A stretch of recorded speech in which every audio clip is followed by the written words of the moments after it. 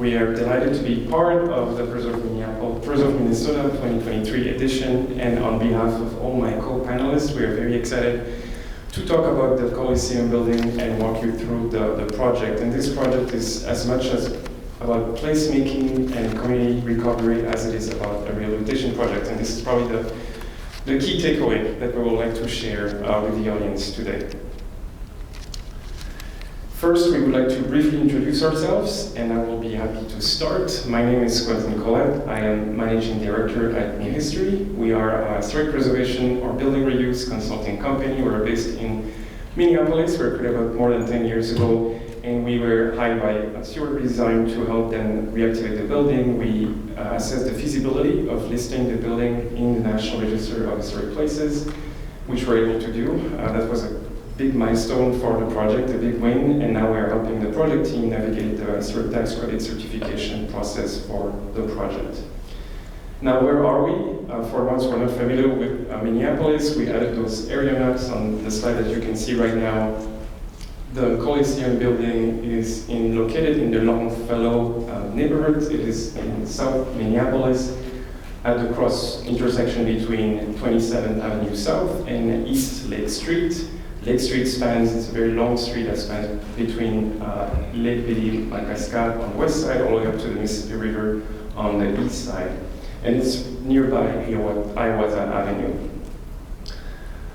I will transition and introduce, I'll ask everyone to introduce themselves. Good morning, everyone. My name is Smrikárova. I'm the Director of Development at Stewart Redesign. As Quentin says, we are a nonprofit community development corporation whose service area includes a portion of South Minneapolis. We've been around for about 52 years. Good morning. My name is Alicia Belton. I am the founding principal and architect of Urban Design Perspectives. We are a Minneapolis-based small architecture firm focused on adaptive reuse of work, primarily commercial buildings for office plays, churches, and in housing. So happy to be here this morning. Good morning. My name is Robyne Robinson. I am the principal of 5x5 Public Art Consultants. If the voice sounds familiar, it's because I came into your house for 20 years at Channel 9. Made a switch into something that I feel is much more rewarding to help the community. We work on community, corporate and municipal large-scale public art installations. Thrilled to be here this morning. Thank you. Thanks, everyone. And today, the main goal is to address a few key values associated with the project. We will be talking about social, historical, programmatic. We have a big agenda today. Social, programmatic, historical, architectural, and last but not least, community values associated with the reuse of the Coliseum Building. This is our proposed agenda this morning. We have 5 main items that we would like you to think about, and hopefully we can have interesting conversation about those topics. Taylor will first start by talking about the main project context and vision for the project. Then Robyne will transition and address the public art aspect of the project, both at the exterior but also the interior of the building. I will talk about the construction history and key features at the exterior and interior of the building that are prioritized for reuse during the project.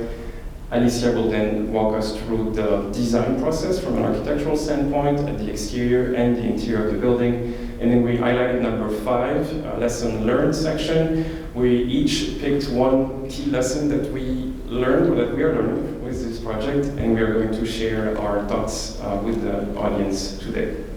But let's start with project vision and context.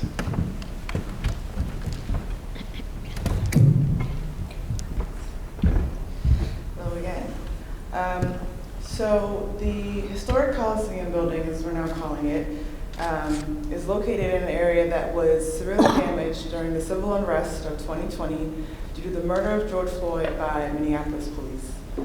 So the images that you can see are of nearby areas and buildings that were lit on fire, as well as some of the protest art and messaging that was shown around the city.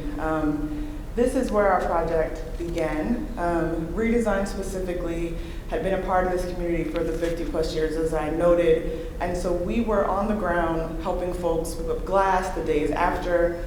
We were there listening to our neighbors and colleagues as they experienced these traumatic events, and we've been there since that happened as things continue to unfurl. So there were several court cases, there were several waves of events, and so the project, the Coliseum project started before the building was acquired with these events, and as did our involvement in the community before these events.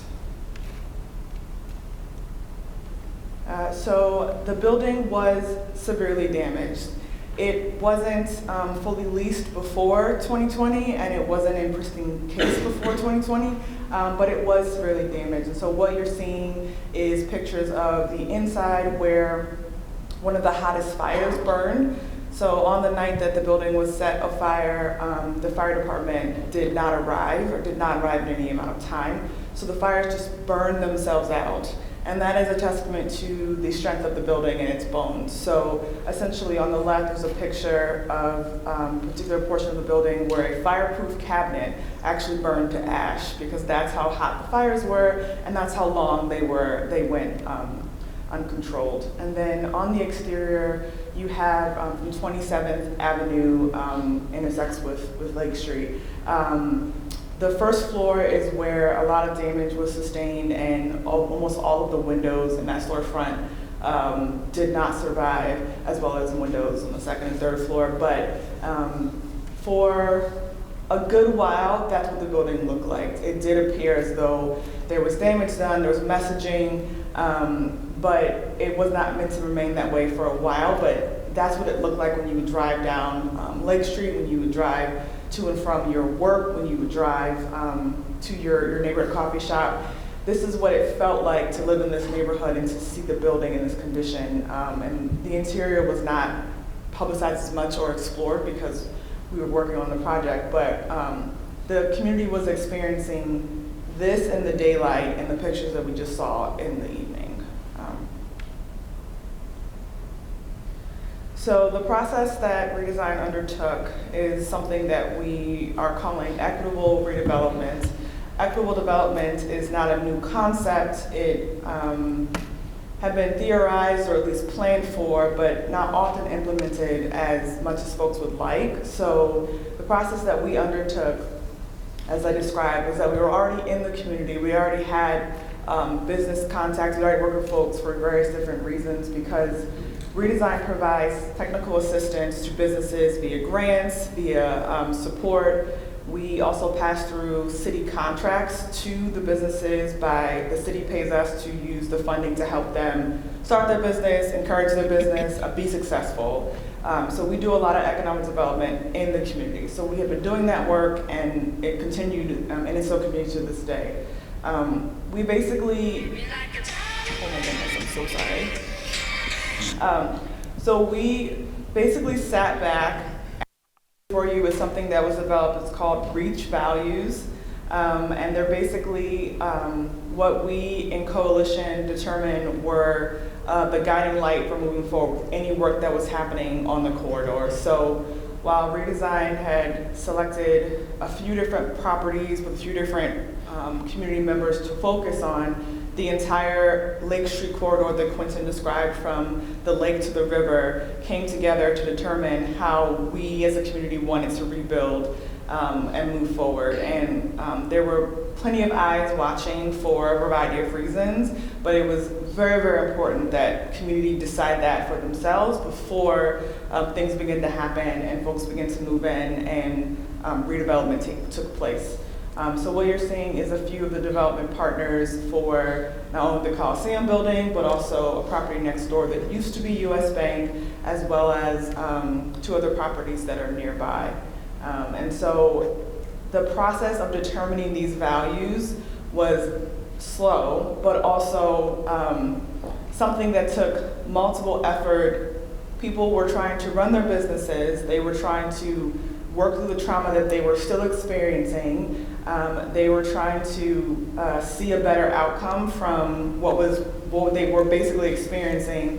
And then they were negotiating with their neighbors on things like policing, things like safety, things like what should happen to folks that were involved with all the situations. So it takes time to determine shared values of different groups of people in times when there's nothing going on. But when you're in the middle of a traumatic experience, a shared traumatic experience, come up with values like this and then hold to them, it's very difficult, but it was also very important for us to do.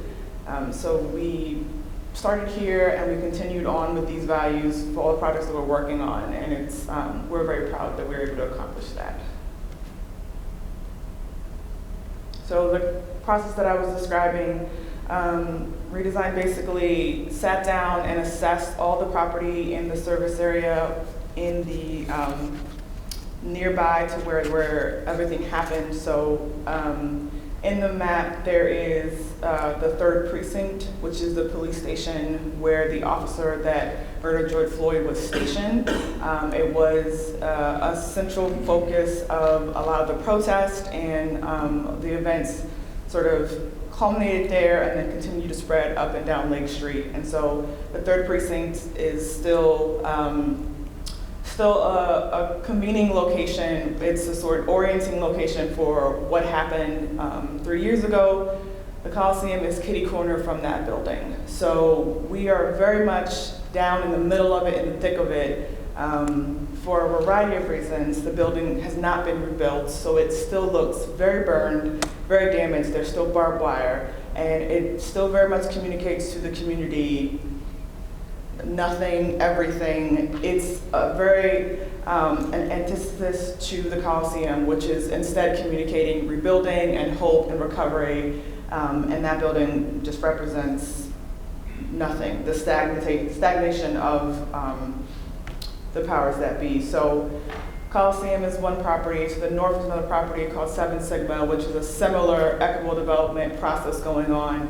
South has Elite Cleaners, which is another process, and then the additional is the US Bank site, which is a block over for Coliseum. So quickly what we did was that we went through and assessed which properties were damaged the most, which had the opportunity to be rebuilt, so which landlords would be open to selling, which kind of properties had community uses that matched up with them. So could this property fill with local businesses?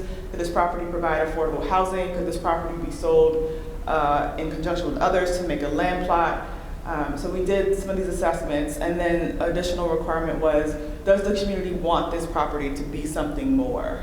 So we assessed all the property that was damaged, came up with that criteria, and those that rose to the top are the ones that we focused on. And so that all happened while the values were being determined, and that also happened before we decided to purchase the Coliseum. We purchased it with that plan in mind. So this is the mission statement from Redesign and our CDC. But all that to say that by the time we had decided to purchase the Coliseum, the owners of that building unfortunately did not see the value in the property and actually never listed it for sale, but instead we're going to walk away and sell the building to the highest bidder. Actually, we're going to demolish the Coliseum and sell the land to the highest bidder. And so we were able to move in as Redesign to secure the property by paying the price that they said, no more, no less. And then we held on to it before we put together a project. So we basically bought it, held on to it, gathered our partners in order to determine the project, and then started working on it from there. So this slide, as well as the next, show all the community partners that we have had over the years and that we continue to work with. It's just some of them. But essentially, it's neighborhood organizations, it's businesses, small businesses, a lot of women-owned businesses, a lot of BIPOC-owned businesses. There's also organizations like the state, county, and city that have different arms that we work with and different contracts and ways, just to demonstrate that we indeed have been in the community for some time. And so the area was, in certain citizens' tracts were low income, some were moderate income, But essentially, this part of town needed investment before 2020 happened. And so we had been there doing that work, we had been there in the community before that, and we only just ramped up our efforts after the events. So that's one slide, and this is another set of partners.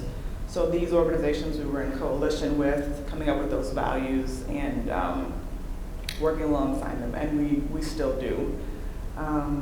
Some of those folks actually lent money to the Redesign project as well, to the Coliseum project as well. So the financing for the Coliseum, it was a very long road. It was a very expensive road. The total cost of the project is $28 million.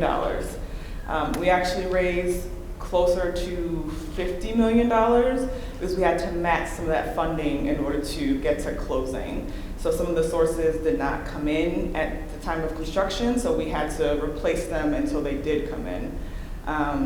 You can see the funding sources and what we're using them for. Essentially, there is still a developer fee, so even as a nonprofit developer, we still do expect a fee so that we can maintain our business and then give that money back to the community. Not give it, granted, but it goes back into the community. So just like any for-profit developer, traditional developer, we do have to make money off of our projects, but that money goes back into the hands of the community in a variety of ways instead of being pocketed by one single person or the C-suite.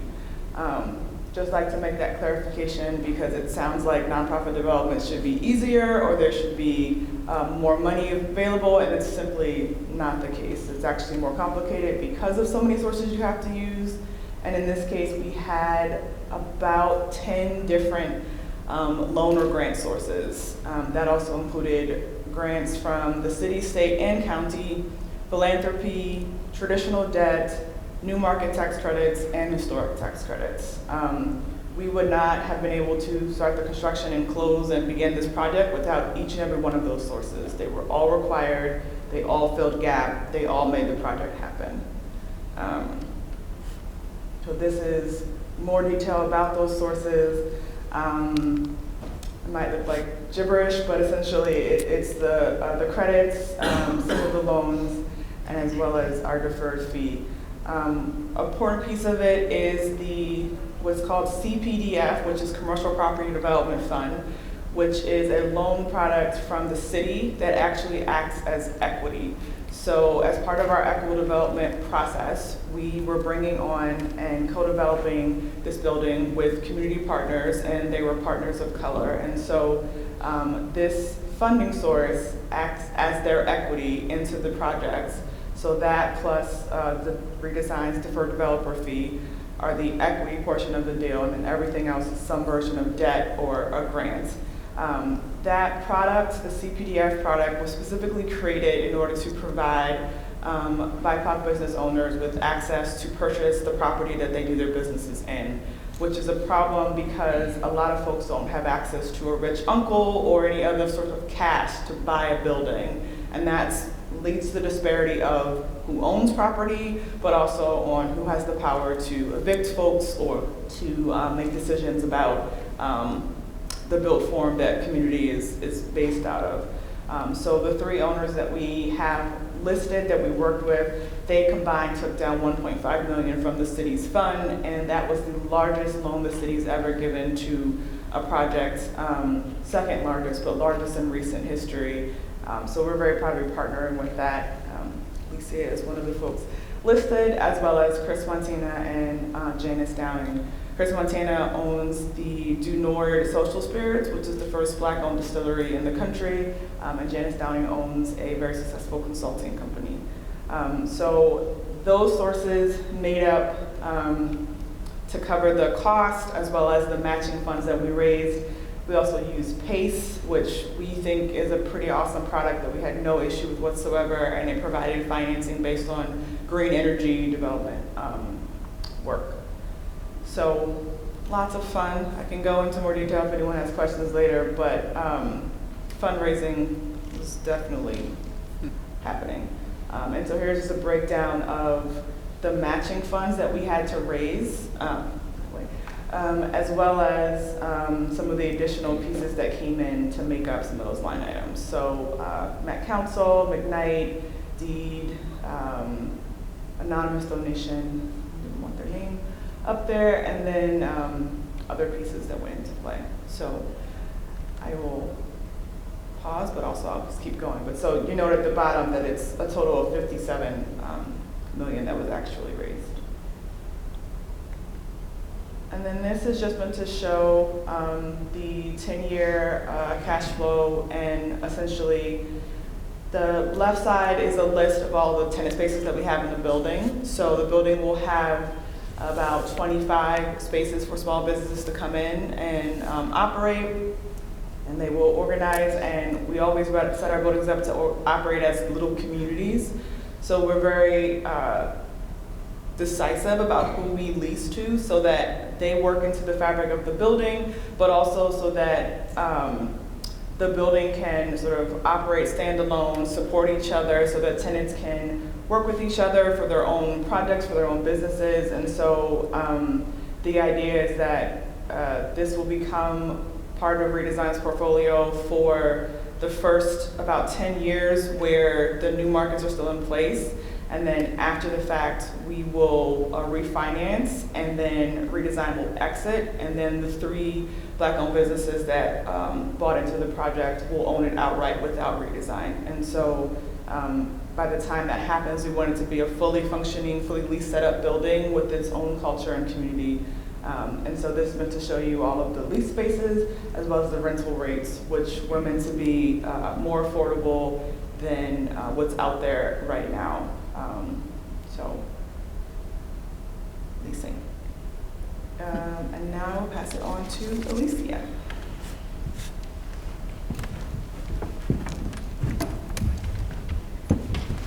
Great. And so our firm had the privilege of being part of this Lake Street vision alignment process. We're an architecture firm, but we're also a project management and community engagement company focusing primarily on adaptive reuse projects. And we were a part of the area leadership team that was at Lake Street in Minnehaha. And the purpose of this process, it was 6 months of community engagement work where we were very intentional about reaching out to residents, to businesses, to local churches, other small businesses in the area to talk about what is happening here and what could be a possibility here.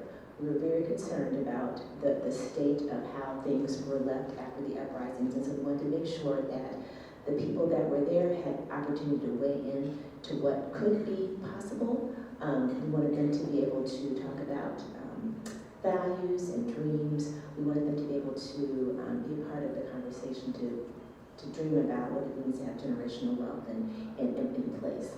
And so from that 6-month process, these are the guiding principles that were determined. The first one, make space for those left out of the conversation. So often the people that are there don't have an opportunity to weigh in on what could be possible. So we wanted to make sure that we were very intentional in reaching out to different community leaders, residents, and stakeholders. And so that was very, very important that we had those both virtual and in-person meetings. This, remind you that this happened in the time of COVID, so we weren't always able to meet in person, but we were very intentional about reaching out to those and getting that message out. The next point, we are all in this together, working collaboratively to attend to the whole. And that's this whole idea about belonging and being part of community. What does that really mean? And so we wanted to make sure that nobody's point of view was less than the other, that everybody had opportunity to say, hey, these are the things that we've experienced, this is how we're feeling now, and this is how we want to bring everyone together so that we can start to build a better Lake Street. We wanted to center justice and equity to keep the community a priority at the heart of this effort. As Taylor was talking before about what does equitable redevelopment mean, centering voices of BIPOC individuals was very, very key to making sure that you're hearing different perspectives that you don't always get to hear. And that has nuances in it because that really brings transformative change. Dreaming beyond recovery and restoration, building towards a Lake Street that works for everyone. So again, making sure that no one is left behind, making sure that, the people who want to build generational wealth there have opportunity to do that. People who want to stay in the community have opportunity to do that, because at that time, folks are really concerned about the neighborhood genderline.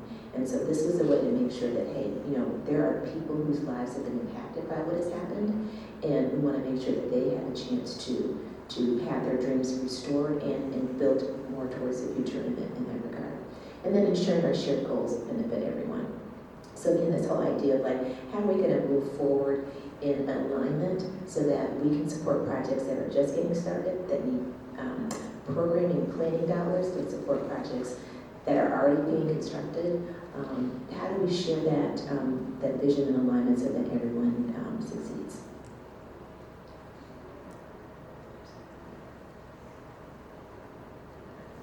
So I'm going to talk a little bit about the context of the program for the historic Coliseum Building. And so when we went into this, we were very aware of the visioning process that had happened, and so we made sure that those goals were part of our thinking as we were programming the building. We also knew that there was this organization called the State Historic Preservation Office, that we needed to make sure that we were following the guidelines of the requirements. And I have to say that as an architect, I've been working for 30-some years, and this is probably the most difficult project I've ever worked on, just in terms of layering the pieces of what the guidelines were in a reuse kind of building. So, but I would say I'm a better architect because of that.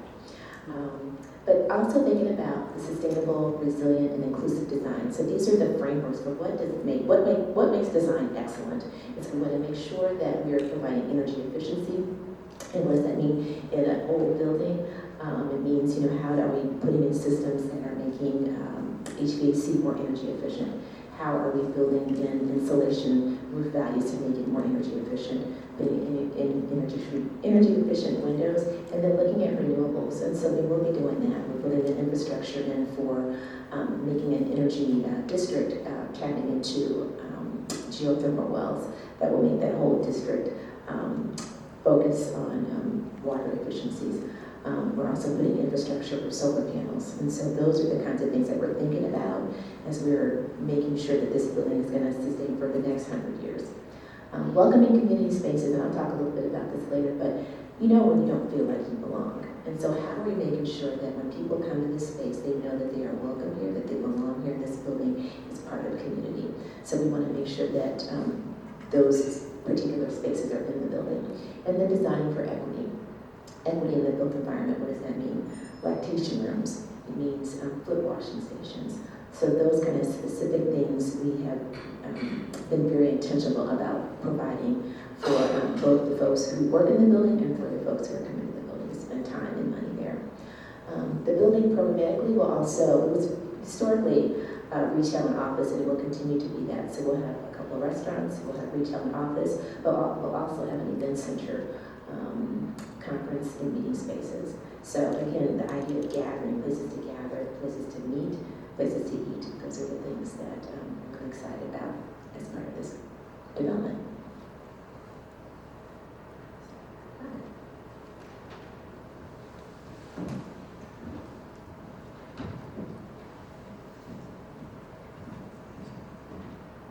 Thank you, Alicia. So, 5x5 was excited to be brought into this project. We had just finished a town hall that we had set up called Black Art in the Era of Protest.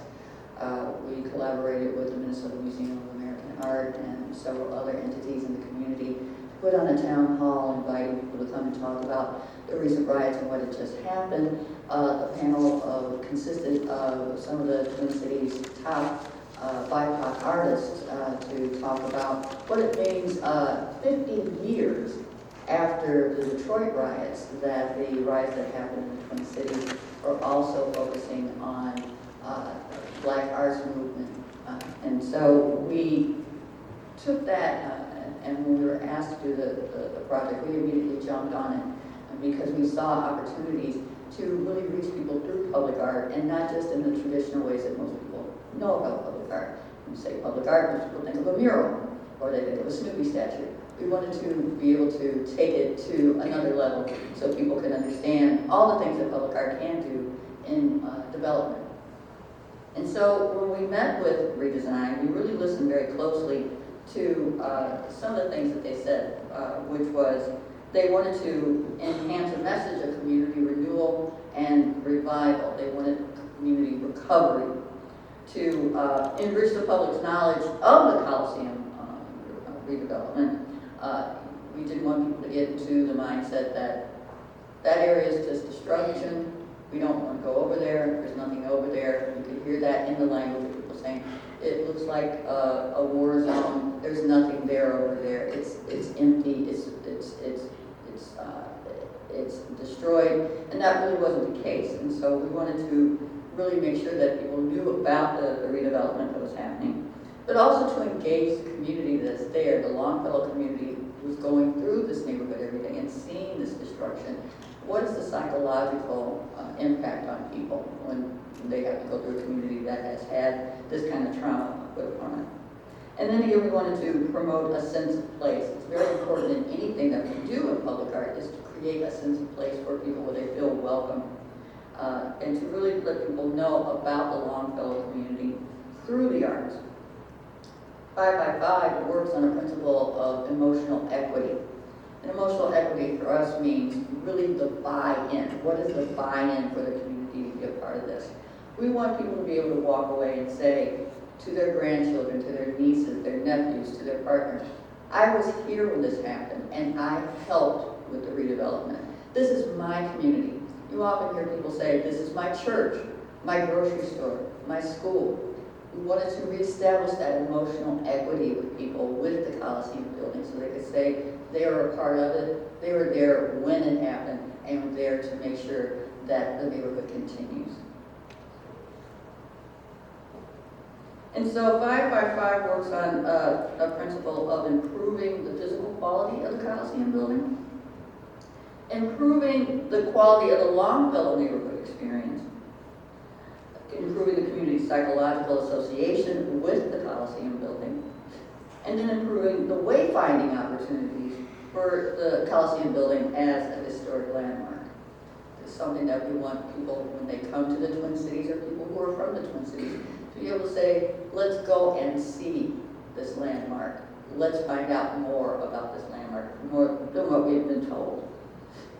And so our goals were to visibly reinterpret the words renewal and revival. What does that mean? How do we put that into words?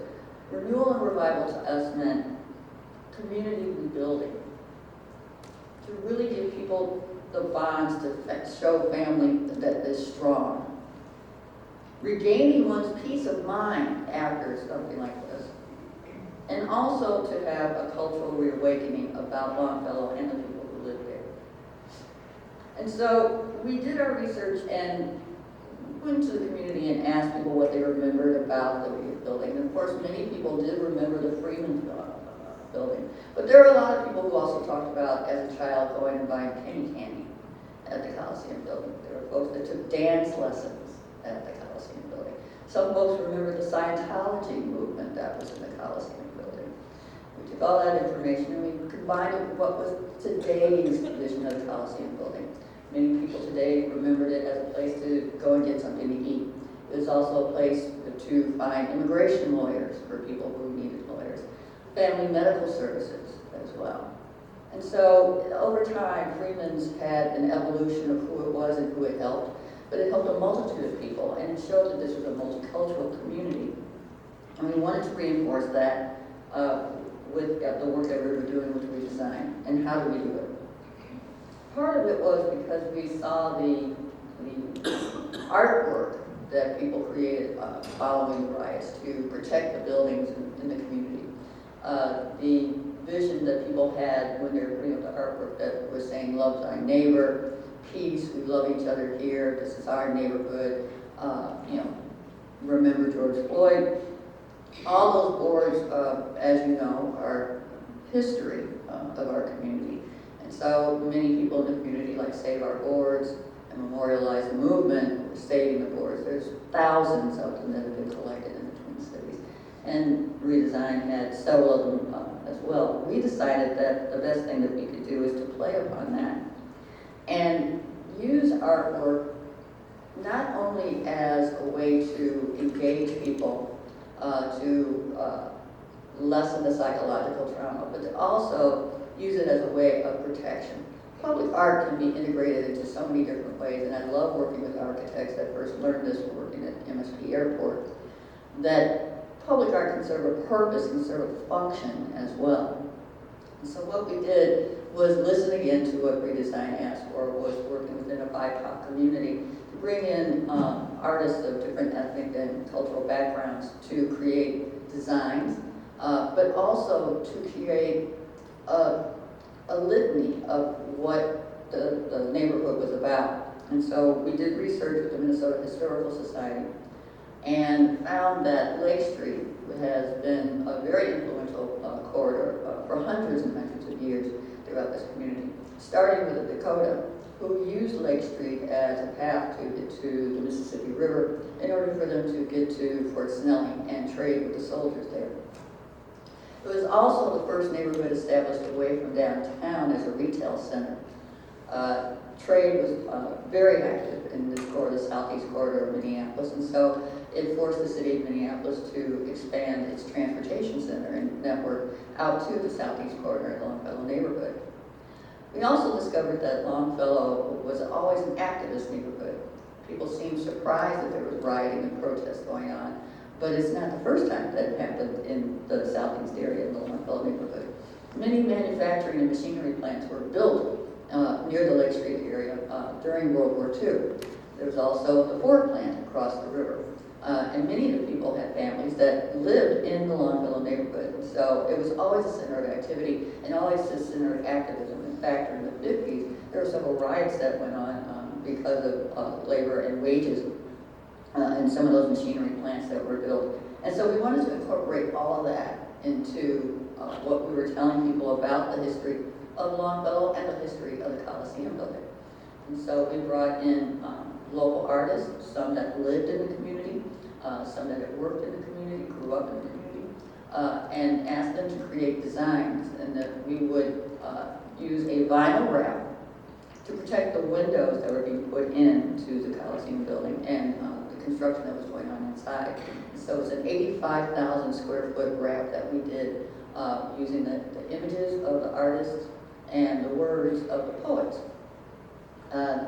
Several of the poets focused on the history of the neighborhood. The one by Seymour Perspective talked about before imagined ownership drew make-believe boundaries when Minnesota was more description than law. We built bridges, bigger and wider and more lasting than reinforced concrete by far. What's a rainstorm to a bridge or fire to stone and brick? What's a spark to the grindstone that shapes the cornerstone of a pyramid the size of a community? And so these are things that people could pass by every day as they walked by the Coliseum Building. And we feel that the more that we did to engage them, the more that people felt that they were part of it and less likely to take a negative response to it. Again, as Taylor said, it was a period where people were very afraid of gentrification and what was happening to the Longfellow neighborhood. And so the artwork and the poetry was able to give them a sense of confidence that the people that were doing the reconstruction knew what Longfellow was about, who the people were, and that they had a commitment to restoring the neighborhood, community over corporations. The reveal of the public art installation was in July of this year. The turnout was amazing. There were representatives from the city council as well as the Governor Wallace office, as well as the PR 5x5, because of its media background, worked to do a lot of PR in the community to make sure that folks knew about when the restoration was going on, what steps were being taken, funding that was being done, and also the unveiling. And so to get people in, I think we were a couple days after the 4th of July, get at least 30 people to come out to see this unveiling of the bill was very, very successful. But we made a proof of performance video so that Redesign could show people what the effects of this public art presentation could be. Thank you.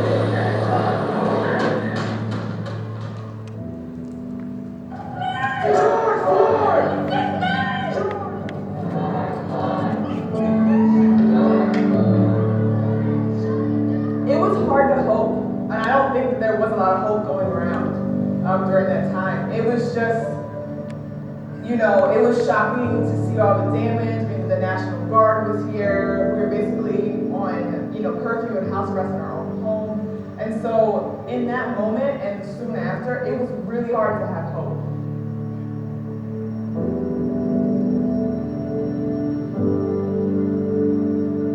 The week of the unrest and afterward, Redesign was on site with our neighbors, cleaning up glass. We were boarding up buildings. We were just here being with each other.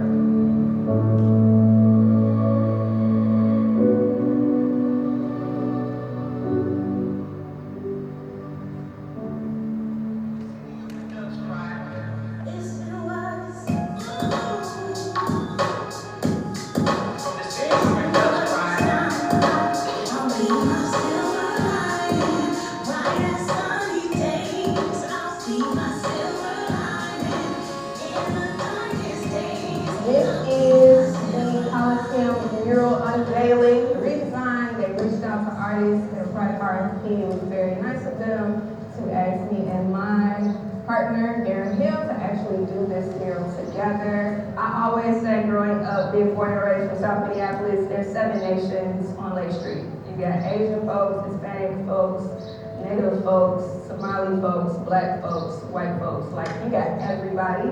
And so this mural for us was very much about uplifting this neighborhood. And we spent about 4 months on it, perfecting it, making sure it actually was a representative of the neighborhood overall. Anyone can come here and make their own story about what this mural is or what it represents or who it represents. It's literally open to interpretation, which is what makes it super dope. And then these colors, these beautiful gradients, and actually being able to show diversity without actually having like a certain color of face. It just brings me joy.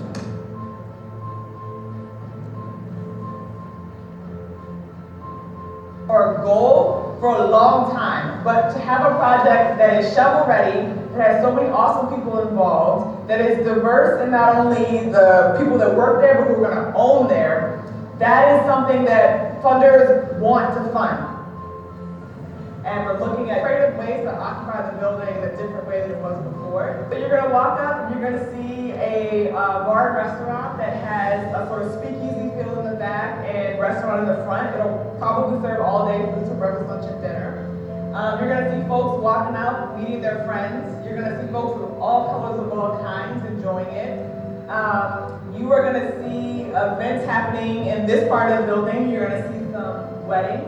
You're going to see quinceañeras. You're going to see Somali celebrations. Upstairs, you're going to have an incubator where people are going to come and feel like they're loved and needed in this Black-owned co-op space for Black creatives. So you're going to have different ideas and products and things coming out of this building that all start here, that get crafted here, that get molded here, and that have this building as their home address. I'm gonna tell you, keep it real simple why it matters. It's really important that kids in this neighborhood get to see Black and brown faces put up artwork that is representative of this neighborhood, because that is not something even I, as a kid, got to see a lot of. To actually have this mural and for people to be able to look up and see that it was Black and brown faces that put this up is the most important part of this entire mural. We are not going to solve institutional racism with a project. We are not going to bring anyone back to life that was unduly murdered. We're not even going to be able to fix the police or the police precinct by this project. But what we are going to be able to do is provide hope to demonstrate that there is a future where, at least for this building, for this community, for what happens here, it will be good. It will be better than it would be. It's not going to be solved or perfect, but it will be good. And that's enough. That's a lot, and that's enough.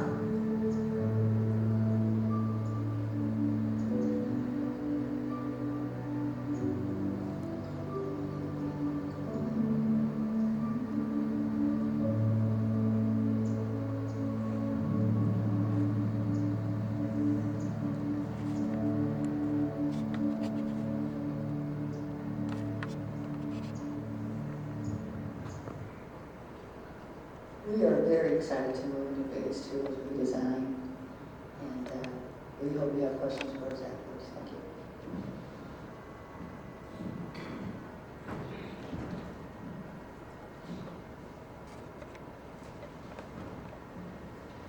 Thank you, Robyne. And to support the great community values associated with this project, as Taylor mentioned earlier, one of the funding sources being used in the capital study included historic tax credits. And we have been working with the project team to identify the history, the construction history of the building, but also some key features to preserve and prioritize for retention. But first, I wanted to walk you through the construction history. If we walk by on the sidewalk, it may look like a monolithic building, but there are actually 4 building components. And the first one is the blue rectangle that you can see on the right side of the slide. This is the original 1917 building that was added. It is a 3-story masonry construction with brick and stone at the exterior, and it has a full basement. 6 years after, look at the green rectangle at the rear. An addition that nearly doubled the size of the original construction was added to the north of the size. And both the 1923 addition and the original construction in blue, they feature very similar materials. Actually, if you walk on the sidewalk, you may not even notice the difference. They did a great job of reducing the exact same brick, exact same stone on both the original construction in blue and then the addition in green. I incorporated some aerials on the left side to show that there is a large or decently sized parking lot on the north side of the building. Moving to the interior, we can take a look at the lower level floor plan on the left side, and then the first level, the main floor, on the right side. You can see those 2 big colors, the blue, which is the original construction, and then in green we have the addition. There are 2 addition colors on the first level. I will start with the purple addition, which is to the north of the site. This is a 1-story addition that was added to create some additional vestibules to better service the retail store, the department store, Freeman's, that was occupying the majority of the first level. There is a vestibule on each side and then some additional support spaces. This is a 1-story addition that was added in 1955. It has a mid-century vibe. It's quite different from the 2 other additions. There is some very rectilinear roof with overhanging eaves. There are some metal columns, some painted stone at the exterior, and also some painted stucco. And then the modern addition is the little yellow rectangle that is squeezed between the blue and the green areas.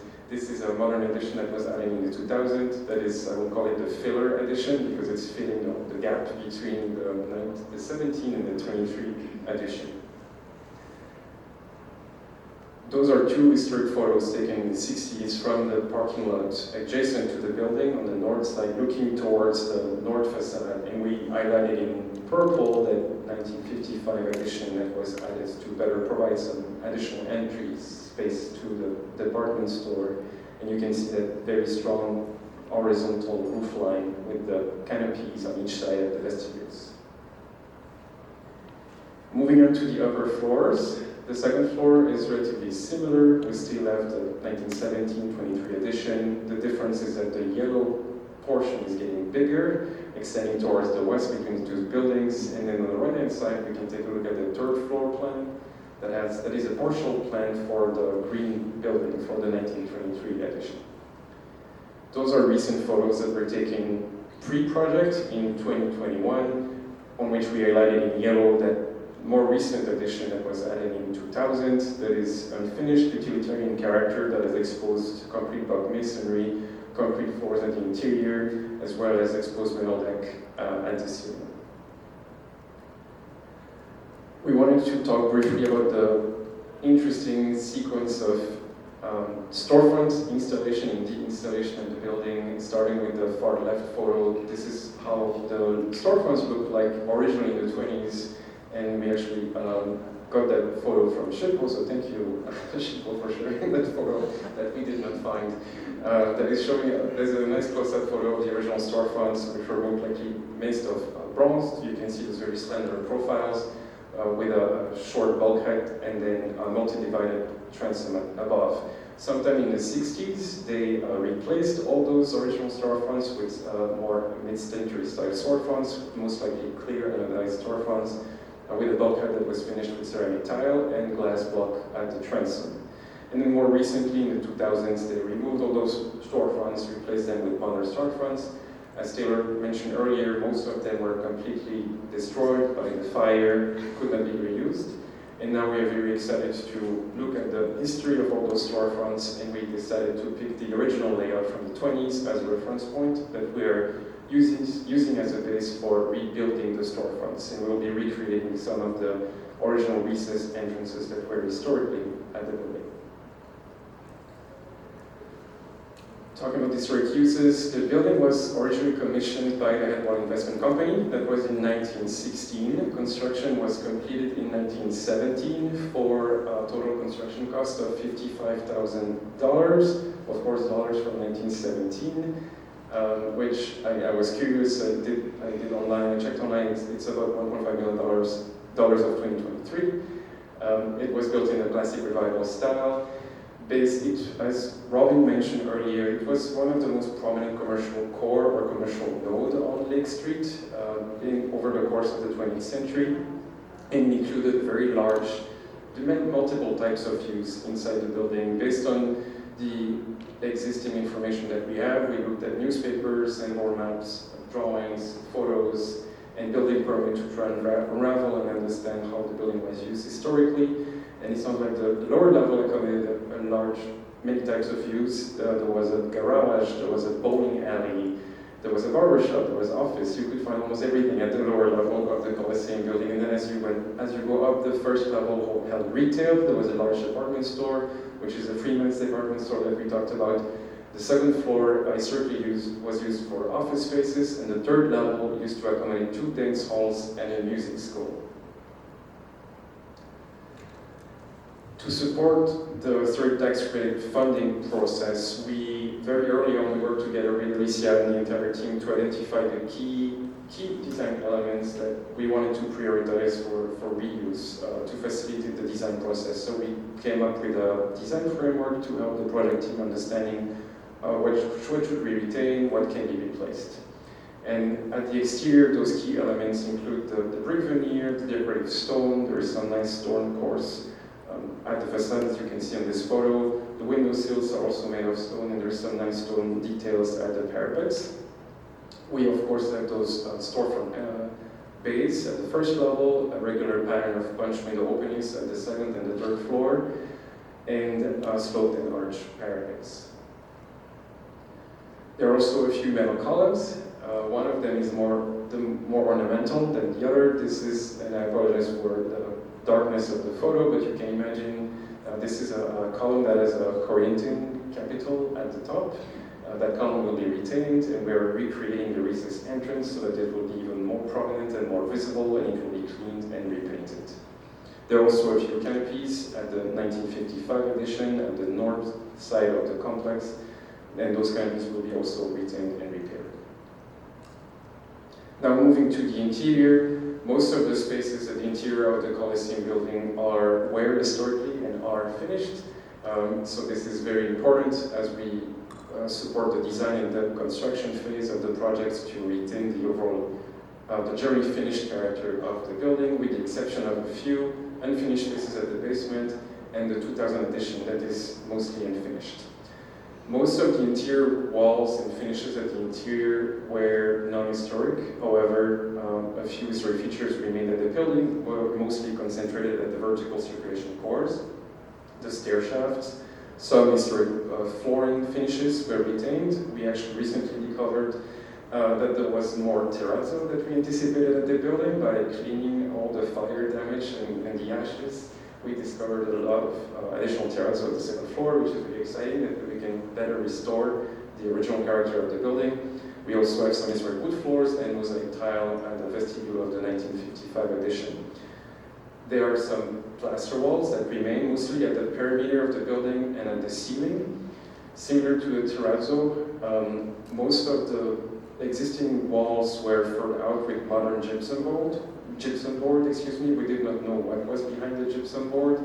Originally, we were thinking of keeping the gypsum, then we decided to remove and re-expose the plaster at the perimeter to balance some other design items that we were doing at the project. And that was also a very nice way, a double win for the project from a square footage standpoint, because the flooring was very deep, so we gained a decent amount of square footage by going back to the original wall thickness assembly, but also restoring the original relationship between the windows and the wall system. This is a photo that we took during the construction phase. There was unfortunately an additional fire that happened, I think it was last summer in 2022. Vandalism has been an issue on this project and on other projects too. Additional fire damage to the third floor, which is unfortunate, but luckily we are able to restore and repair all those finishes that have been damaged by fire. I wanted to include a photo of one of the most finished space, which is a primary stair shaft facing Lake Street. Take a look at the stone wainscoting in the stair. There are also some stone steps, some wood trim around those window openings, and there is plaster at the walls and the ceilings. We tried to summarize the entire historic tax credit program in one slide. For the ones who are familiar, it may sound obvious, but for the ones who are not familiar with the historic tax credit process, there are three main steps. From an ownership or developer standpoint, first you need to buy an old building. Then if it's not historic yet, you have to demonstrate that it is historic. That's probably the first step. Then you need to do a lot of work, and here we have a lot of work to do at the Coliseum Building, so we check that box. And then you have to place it in service per the IRS. It generally means that you have to obtain a certificate of occupancy or a temporary certificate of occupancy and complete all construction. We are very excited to announce that the estimated grand opening for the Coliseum Building will be June 10th of next year, which is very soon. I think we are about more than halfway in the construction phase right now, so that's very exciting. From a paperwork standpoint, there are three applications, part 1, part 2, and part 3. And put it more simply said, you can ask yourself three main questions. With the part 1, you want to answer the question, is my building historic? With the part 2, what are the design standards that you have to apply to make the design work and secure the funding? And the third question that you have to ask yourself, which is probably the most important one, or most exciting one at the end, is how much money am I going to get with the historic tax credits? One key milestone as part of this process, as we talked about the many funding sources that the project has been using and is being using, in particular historic tax credits, one key win for the project was when we were able to successfully list the building in the National Register of Historic Places. That happened in 2022. The Coliseum Building is locally significant for criterion A in the area of commerce and entertainment. As we mentioned previously, it was one of the most prominent commercial anchor point on Lake Street. The period significance is a very long period significance, 56 years. It starts in 1917, which is the construction date of the original building, the blue rectangle that I showed, and it ends in 1973, which is the year when the department store finished operating the use of the first level. And I will give the word back to Alicia.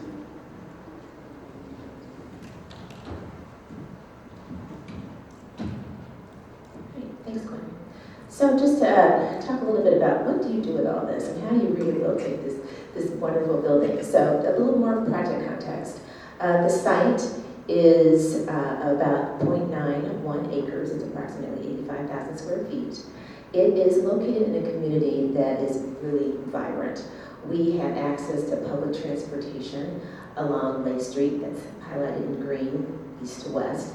We also are very close to to the light rail, and so that's both of those easily access to the Coliseum Building with public transportation. You'll notice in the highlighted yellow spaces, those are retail and restaurants in the neighborhood. So again, a very active urban environment that we're situated in. And then the kind of dark yellow is where the third precinct is. So again, like Taylor mentioned before, we are close to history. And so we're very mindful of that as we are moving forward. I will also note that our parking, so as the neighborhood becomes more developed, parking is going to be an issue. We do have a parking lot that's on the north side of the building, so I'll touch on the next slide. So we have about about 35 parking spaces that are for our building. We are in an area where we don't have to have all the spaces required since we are in the city. So those spaces will be available for people as they come to the building.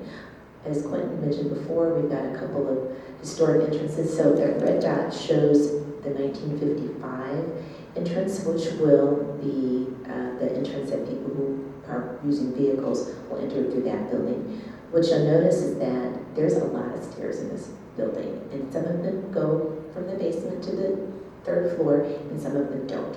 And so it's a maze. You'll also notice that I think each tenant, as it was previously situated when we inherited the building, had an entrance into their space. So at the southwest corner, that was one tenant. At the northwest corner, that was another tenant. And at the southeast corner, that was a separate tenant. So there really was no way to get through the building.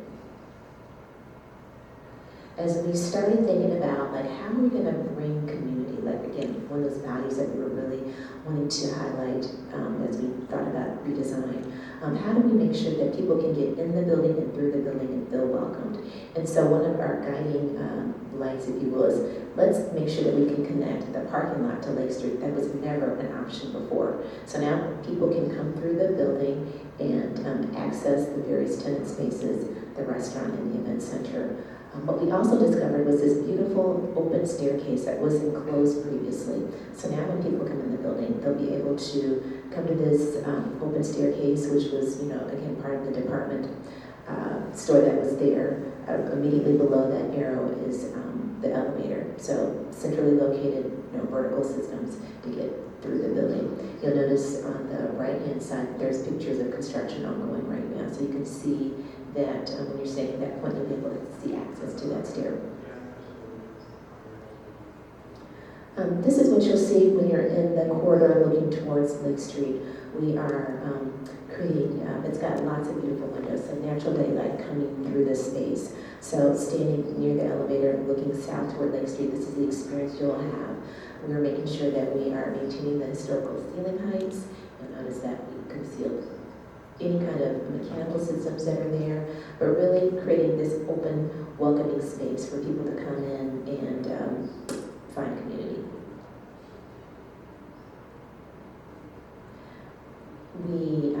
Quentin talked about what were some of the important features to preserve on the exterior.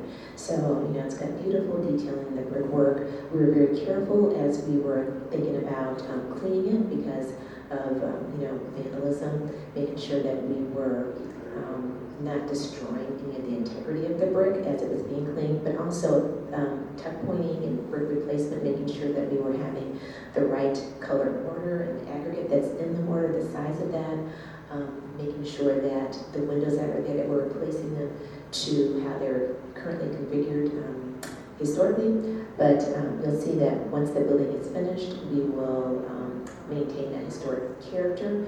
In addition to having, you'll notice at the parapet there were lights on the building, these beautiful globe lights, so we'll be restoring those elements as well. So there are areas that we can paint and there are areas that we cannot paint, so we're very aware of that. If you look at the first photo, you'll notice that, again, damage from the fire that was there, but above that there was a historic Freeman's parking sign that we're going to restore. If you look at the far right picture, we are touching that up, not changing any of the lettering on it, but then also adding an alley mural that represents hope and healing that we're bringing to the neighborhood. So really, it's an image that honors the historic building and the neighborhood and the cultures and communities that are present in the neighborhood, and how this building is a symbol of hope and renewal. As Quentin mentioned before, we were delighted to find historic terrazzo on floors that we were going to cover. And so as demolition occurred, we found these beautiful terrazzo floors. We polished them up and see that they're really in great condition. So there's this kind of grid pattern that's going on with a different color terracotta stone that is in between. but that doesn't extend in areas that we had already designed as conference rooms and offices. And so what do you do when you have this historic material that's not quite where you want it to be? So what we're doing is we are polishing the concrete that is next to it, and what we've done is grinded it down a little bit, and you can see once you do that, some of the aggregate that's in there, the colors pop out and they can actually complement the terrazzo that's there. So we are going to stain it a dark black color, that as you can see in the third slide, and you also see some of the color patterns that we are working with in the building. So really, that was a win. We were really happy to find that. So you'll find terrazzo floors on the first floor and on the second floor. And then the ballroom. The ballroom, unfortunately, we've had damage due to fire, but also with the building being unoccupied for 2 years, the roof drains, when it thawed in the spring, they burst, and so we had some significant water damage. So you can kind of see what the ripple effect was. That literally the floor was rippling. And so what we've been able to do is to maintain the areas that were not in bad shape and patch with new wood that will eventually, as maple gets older, it will become that color of the wood that is there. But we've been very careful to make sure that we're matching the grain, we're matching the width, and making sure that it'll appear to be seamless. And then finally, a couple of other interior things. This is on the roof, that 1923 addition that's 2 stories in the northeast corner, and we will have a roof outdoor patio that will be available for community as well as tenants. You'll see to the very right of that, there's solar panels, so that's where the solar panels will be on that roof as well as on the upper roof. But again, tying to how we make this building energy efficient. And then here is the event center. The event center will be on the first floor off of that northwest corner. And again, making sure that you're seeing welcoming images of folks in the neighborhood. And here's a scenario where we're thinking there could be some kind of celebration.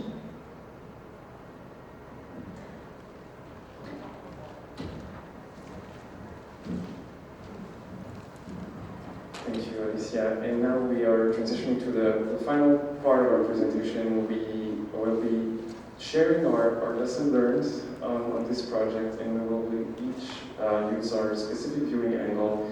Toller will be talking about a lesson learned from an ownership and building reuse standpoint. I will be talking about an example from a historical aspect, Alicia from a design, and Robyne from a public art aspect. But let's first start with the lesson learned from a project ownership standpoint.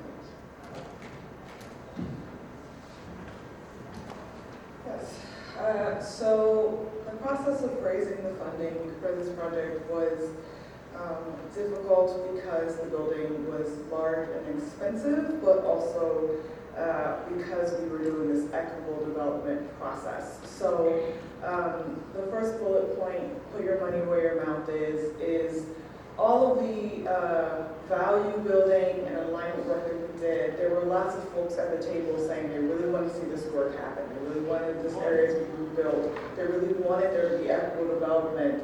And then when it came time to raise the funding to actually do it, it was very scarce. It was very quiet.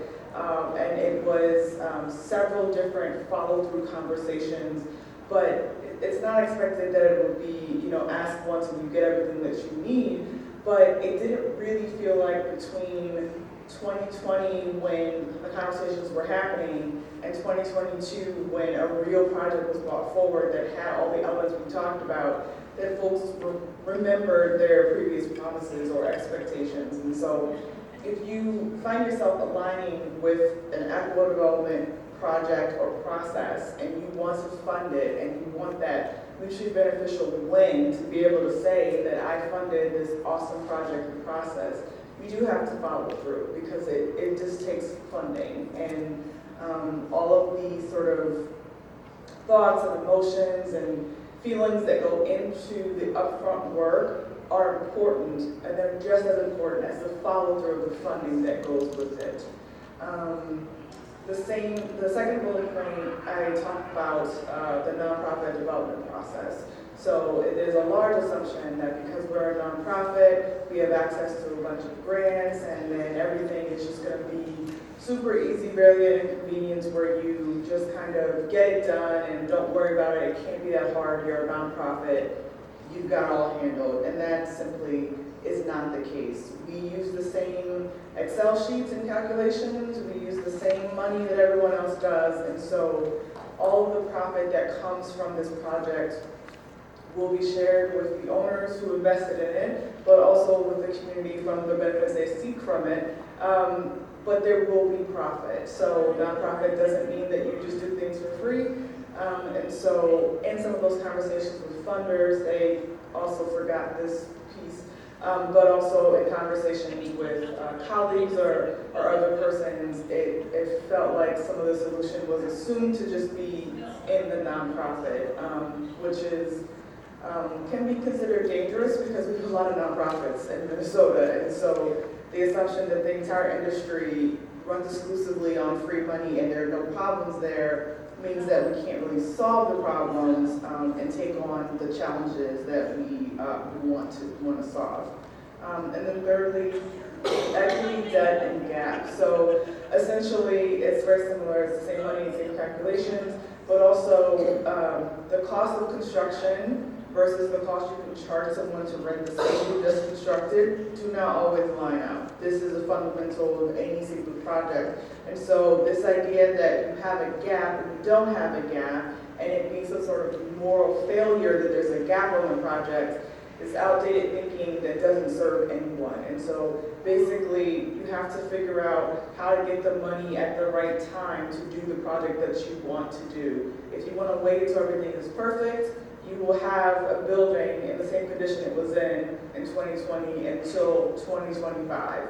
And then you'll have something much less cool, something much more straightforward, and something that does not respond to the community. And so when it comes to large, expensive, complicated projects, you have to get creative, you have to figure out how to make the money work for you, but it is not as simple as 1 + 1 = 2.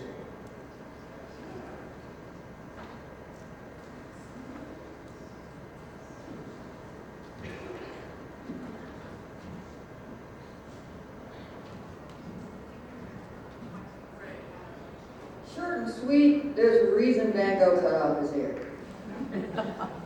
He was stressed, he needed help.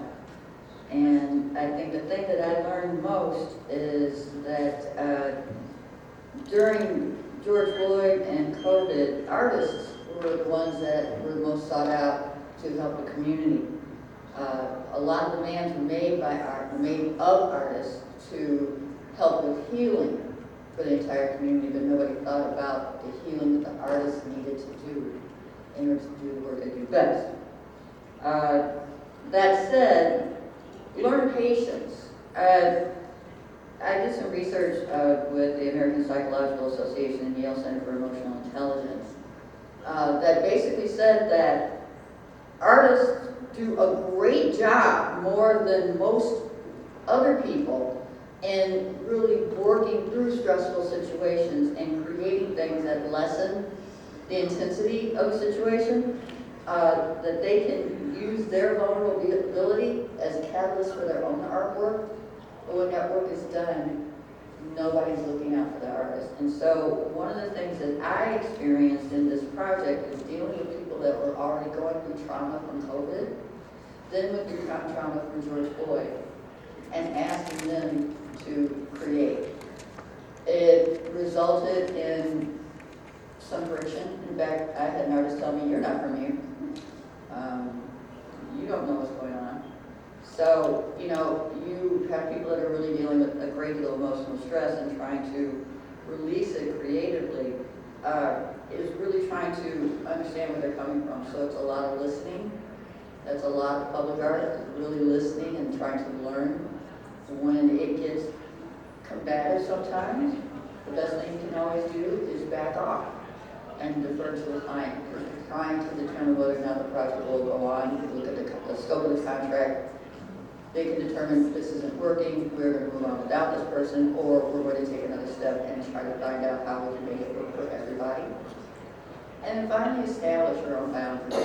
A lot of times in the creative process, both the people in public art and the client can be seduced by the artwork. They can also be afraid of it. And sometimes it results in the artist doing more than what you asked them to do, or you're not being able to say, I don't like that, I don't want to do it, and giving it as something that can later turn into maybe a legal situation. So those three things are the most important to always understand. Creatives, they're great to work with, can also be very stressful to work with. Have to listen to everything that they're saying so you have a full understanding so you can take it back to your client.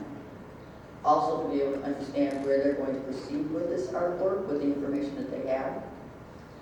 If it becomes contentious, if it becomes a place where you don't understand where the artist is coming from, the artist doesn't know where you're coming from, step back, defer to the client, regroup, and revisit. And then establish the boundaries as to where the project is going, how far it's going to go, what you're going to do, and what you're going to spend.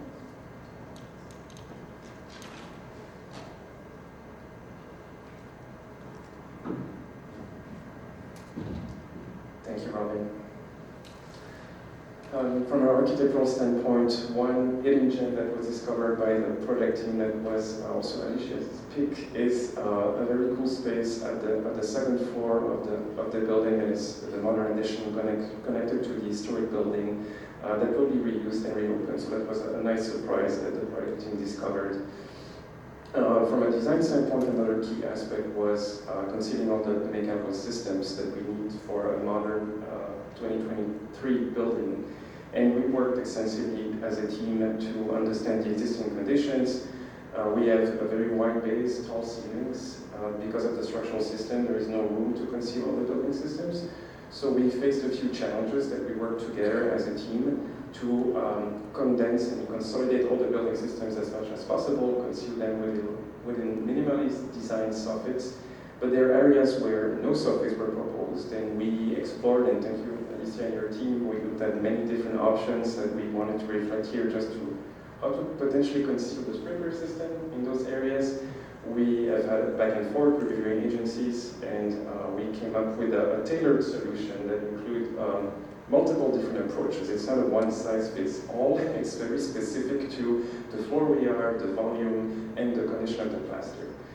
We looked at, we are feeding most of the building system from the first floor through the lower level because it's less significant space. We're reusing as much of the existing partitions as possible, and then, as mentioned earlier, concealing all the systems into small soffits, combining both concealed and exposed sprinkler system. This is the detail that is shown on the right-hand side at areas where we are not proposing any soffits, such as the first level. We work together with reviewing agencies and propose a minimally exposed sprinkler piping that would be painted to match the color of the ceiling, so that we can avoid adding the soffits to the space. That brings us to a conclusion, and we apologize, we are a little bit over time here. But I think to sum up the key takeaways that we want on behalf of my co-panelists that we would like you to remember, as we mentioned earlier, this is as much about community healing process and a place for people, a welcoming place to be created as a rehabilitation project. There are lots of great values associated with this project, and that's probably the most important part that we wanted to express on this project through design, public art, as Robyne mentioned, both at the exterior, engaging with the local community, and having a message in the public art that is being displayed temporarily, but also permanently, like the public art being shown in the exterior. And from a pragmatic historical standpoint, I would say that ongoing conversation with reviewing agencies has been very helpful. So thank you, Minnesota SHPO, for the ongoing and still ongoing conversation to now during the construction phase.